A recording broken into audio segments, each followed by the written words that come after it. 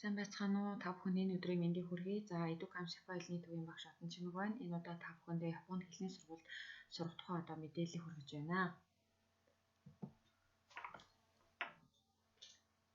За, Японы хэлний сургуульд одоо эсгэд тавигдах шаардлага юу вэ гэдэг. За, нэгдүгээрт нь та хэлний сургуульд эсэхийн тулд Японы хэлний анхаа шатны N5 түүний стейж төвшөнтэй байх хэрэгтэй. За, хэрвээ та Японы хэлний төвшингүй бол манайх төв дээр одоо эрчимжүүлсэн 2 сарын одоо сургалтыг явуулдаг байгаа.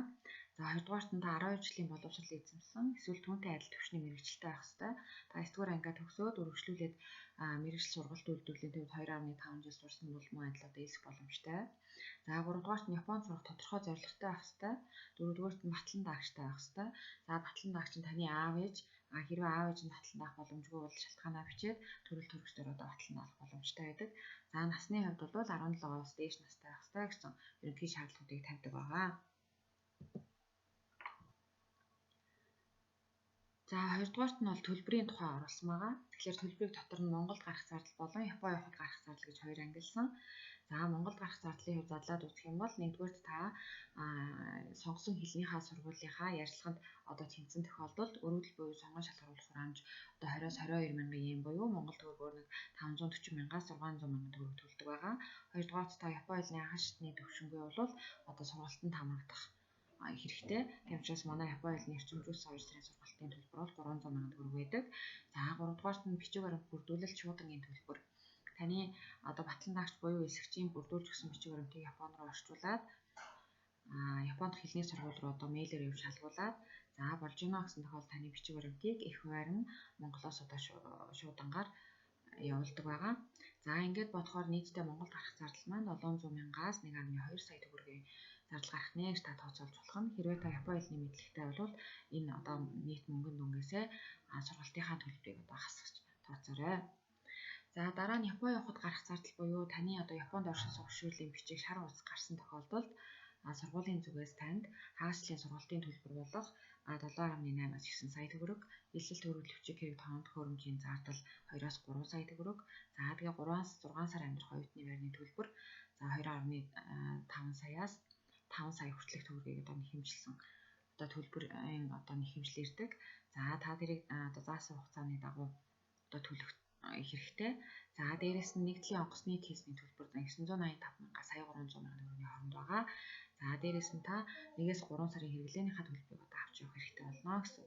Ингээд бодохоор нийтдээ 15-аас 17 сая төгрөг танд хэрэг болох нэ гэсэн. За, Японд очиж 6 сар усны дараа та үлдэгдэл одоо хагасчлын төлбөр болох 7.8-9 сая төгрөгөө 2, 4, 6 сар гэж хувааж төлөх боломжтой.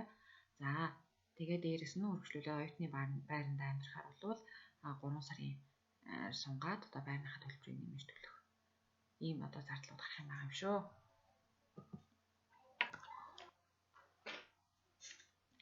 За, дараагийн түгээмэл асуултын асуултуудын нэг нь бол хэлний сургууль суралцж байгаа хугацаанд ямар боломжууд байдаг вэ гэж асуудаг.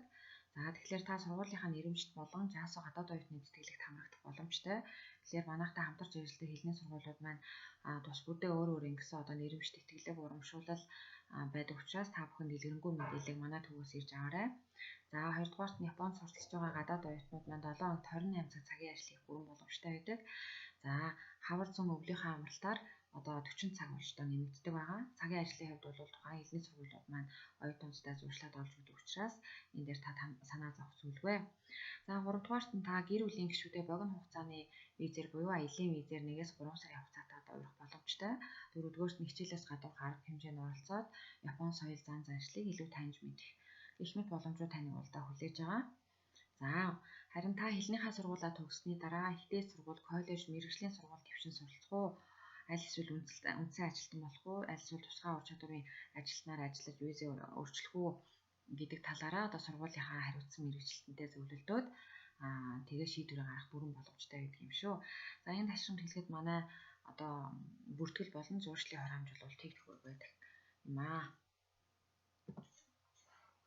За, ингээд сонгосон хэлнийхаа сургуультай орох хүртэлх шатлал нь ямар хөө аргачлалаар одоо явдаг вэ гэхээр нэгдүгээр та манай хамтарч ажилладаг хэлний сургуулиудаас нэг сургуулийг сонгоод манай төвд овог нэр нас боловсрол хэлний төвшинг хийж бүртгүүлнэ.